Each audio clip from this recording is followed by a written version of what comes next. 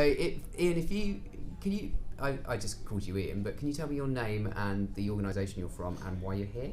Yeah, so I'm Ian Taylor and I'm CTO of Flying Binary, and we're here at the NHS Citizen event in Bristol because the contribution that we make is the data wrangling and the data presentation. So we turn numbers and text into visual stories so that you can understand and interact with the data.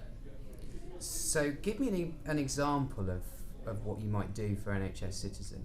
What kind of data can you crunch, and what would you do with it? What kind of stories could you tell? Okay, so one of the things that we do is called social intelligence, and what we do is we harvest the conversations that are going on across the social web. So this is everything from Twitter and Facebook through blogs, forums, forum replies, news, video, and so forth.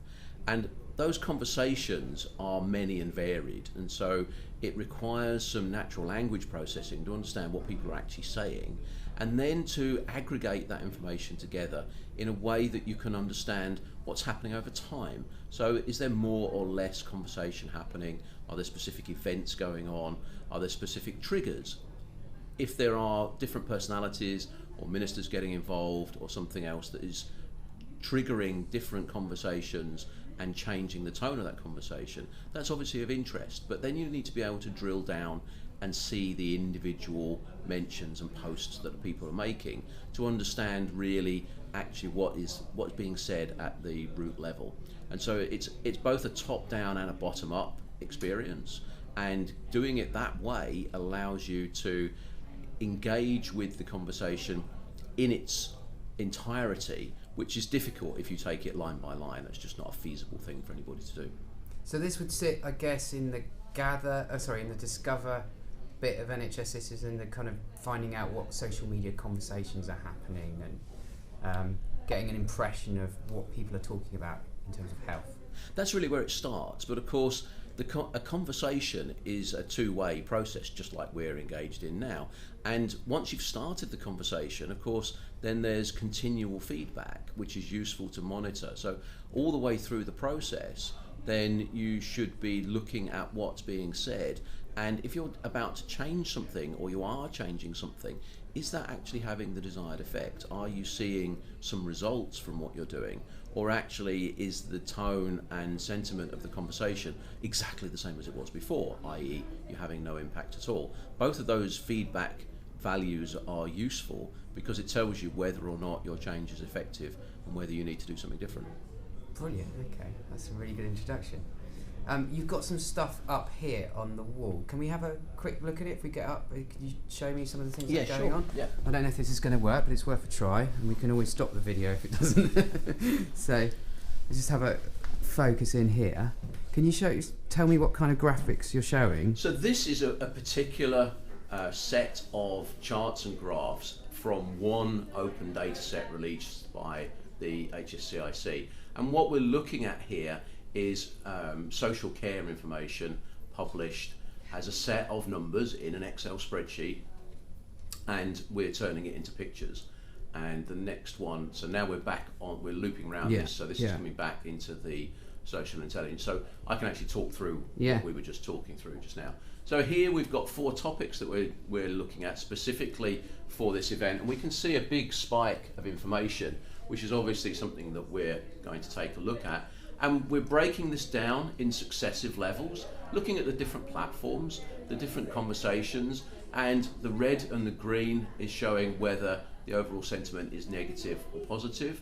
And we can actually drill in. Now we're looking at individual tweet identities, and we can drill into this to show particular conversations that are going on and particular tweets and mentions. We can do this across all the platforms. So that's sentiment analysis, is it? So that's sentiment analysis, and it's aggregating the information that we have so that we can look at not just the individual sentiments but the aggregate of the conversation. And here's this big spike, and we saw that actually that was the NHS birthday, and it got a lot of positive mentions, a lot of love from the general public. And also where this information is geocoded, we can show it on maps. So if we go back quickly over here, if there's a negative spike, what would you be able to do? how would you envisage that kind of being useful to NHS Citizen? Okay, so whenever you get negative, then that's because somebody is prepared to express a contrary or counter opinion. That's obviously useful because we all have a tendency to do the things that we expect, know, love, like, and so forth. So when we get a counter opinion, that's very useful information. Now the question is, from where is it coming? Who is actually saying this? Does this person have some reasonable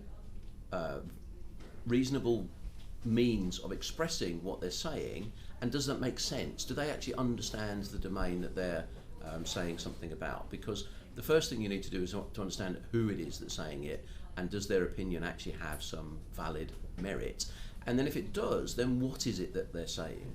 And then to understand why they're saying it and what they're saying it, and then to incorporate that into the change process. So that's, when you're saying that, that's the linking of the kind of the big data, if you like, where you've got your peaks and your troughs and your overall impression of things, but you're able to go into real detail because you're talking about social media data, and you can look at individuals and find out much more about what they're actually saying.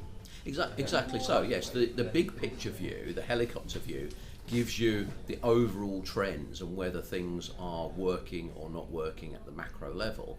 And if you see that in general that things are ticking along and it's quite nice and so on, then perhaps you don't need to take any action. But where you see some big spike or some particular response to a stimulus, then that's worthy of investigation, and you can go and drill into that and see what's going on.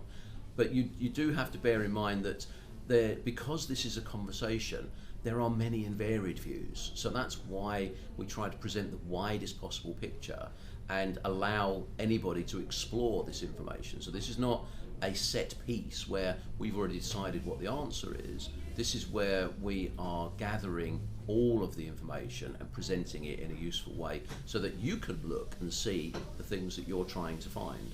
So you can actually understand at the detail level, well, what has meaning for you? What is it that you're looking for your particular work? Wow, that's brilliant. Thank you very much for that. Thank you. Good, you're welcome.